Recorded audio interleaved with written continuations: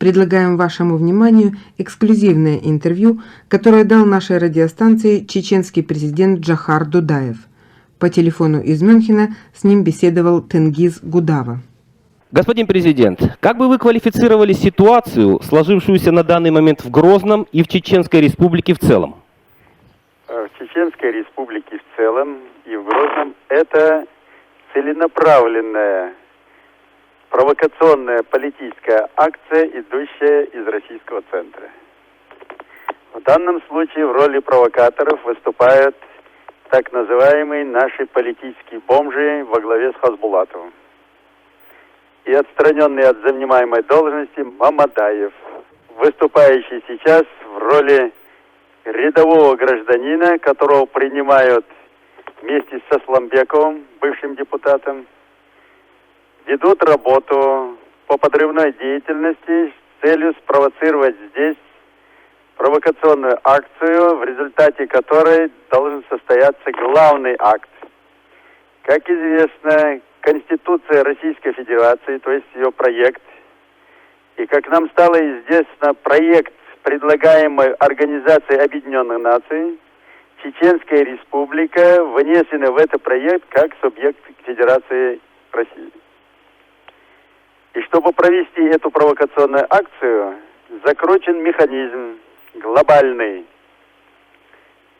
5 числа мнимый референдум, якобы назначенный здесь неизвестно кем, и неизвестно, кто его будет проводить.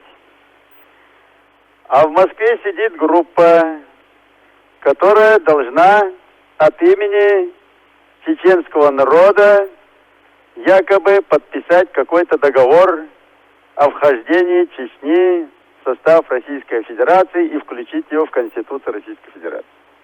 Вот механизм, который идет. С этой целью отпущены многомиллиардные деньги. Штаб руководства развернут по периметру во Владикавказе, в Махачкале. Через органы спецслужб идет завоз оружия, денег, наркотиков, водки, взрывчатых веществ с целью проведения здесь массовых террористических провокационных акций и ввергнуть чеченский народ в братоубийственную бойню. С этой целью нагнаны сюда десятки, а то и тысячи работников спецслужб для проведения этих акций. Центр находится в Москве, филиал в Грозном, под видом оппозиционных сил, которые перешли к открытому терроризму, бандитизму и насилию. Ничего политического, никакой программы, никаких требований. Все их требования удовлетворены. Распустить парламент, приостановлена деятельность парламента. Распустить кабинет министров прежний распущен. Сформировано новое правительство на законном правовом основе. Сейчас идет провокация со стороны Конституционного суда, который под сильным нажимом и угрозами принимает не только неконституционные, но и провокационные диверсионные решения, вопреки всем нормам законов, права и морали, с тем, чтобы создать хаос, отойти от законности и права, и в этом хаосе в мутной воде ловить рыбку. По периметру объявлено чрезвычайное положение России в Ингушетии, в Осетии, в Хасавюртовском районе Дагестана, по всему периметру. Цели, как и прежде, в течение 2 лет полностью обложить Чечню, ввергнуть ее в конфронтацию и тем самым под мощным силовым давлением принудить подписать федеративный договор и ввергнуть народ в гражданскую войну. Что из этого выйдет? Народ чеченский от своего права не отступится. Господин Дудаев, вот по поводу референдума 5 июня. Насколько я понимаю, вы против этого референдума. Почему? Я нисколько не против референдумов. Я за законные референдумы, которые будут иметь правовые последствия, и решение принято должно быть правительством, президентом или парламентом, которые имеют право на проведение референдума и организацию его, а не отдельными кликушами, которые под видом референдума хотят спровоцировать на провокационные акции. Ведь я был инициатор проведения референдума о доверии президенту и о необходимости изменения Конституции. Вот здесь оппозиционные силы стали в штыки. Нет, такой референдум не пройдет, не нужен. Тогда от меня потребовали принять решение, что результаты референдума не будут иметь правовых последствий. Я пошел и на это.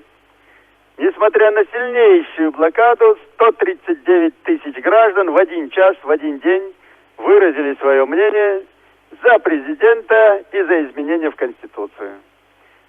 А если кто-то захотел назвать подпольно референдум и проводить его, я не против референдума.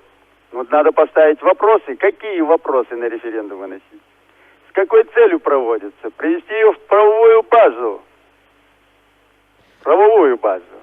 В упомянутом нами недавнем обращении спикера российского парламента Руслана Хасбулатова содержится ряд серьезных обвинений в ваш адрес. Как бы вы расценили это обращение? И в свете этого, каким вам представляются перспективы российско-чеченских отношений? Хасбулатов, как отживший организм в самой России, яростно цепляется за свою должность и место вместе со своими политическими бомжами. А России это выгодно, чтобы Хасбулатов и хасбулатовщина отрабатывали на своем собственном народе. Под конец, под занавес. Это дипломная работа этих политических бомж перед Россией. Втяните Чечню, сохраните свои места. И они отрабатывают. Его заявление чистая провокация.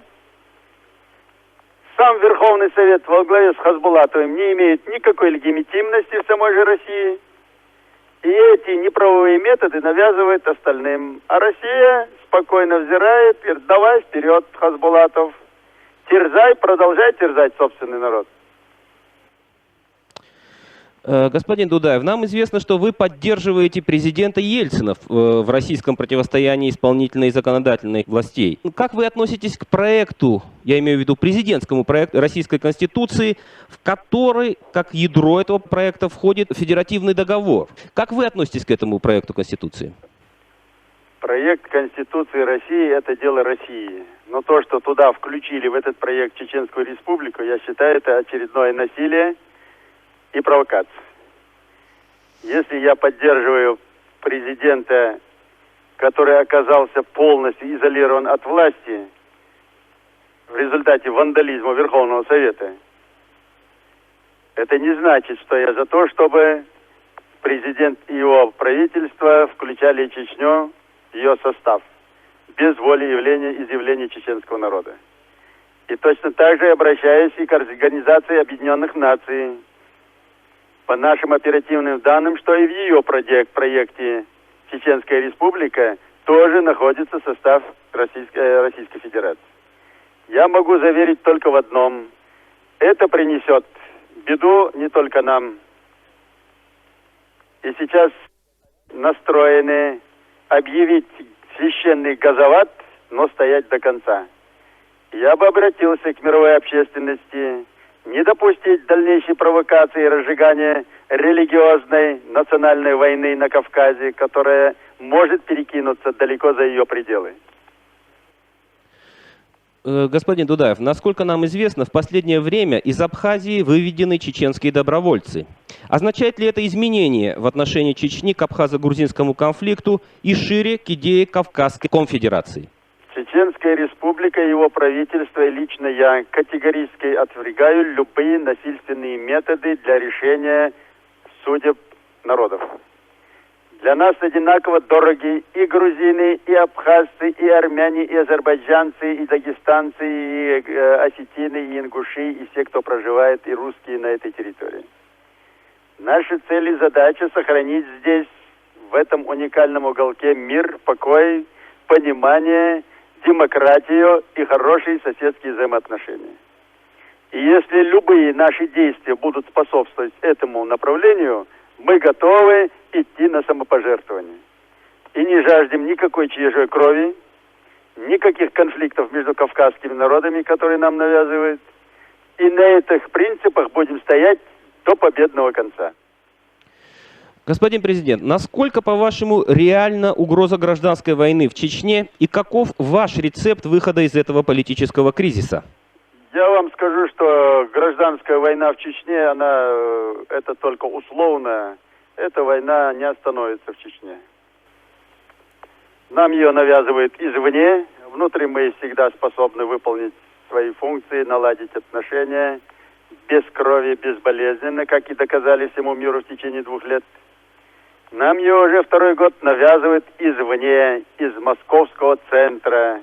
В данном случае провокаторами и насильниками выступает уже в лице Хасбулатова, спикера парламента России, и политических бомж и спецслужб России.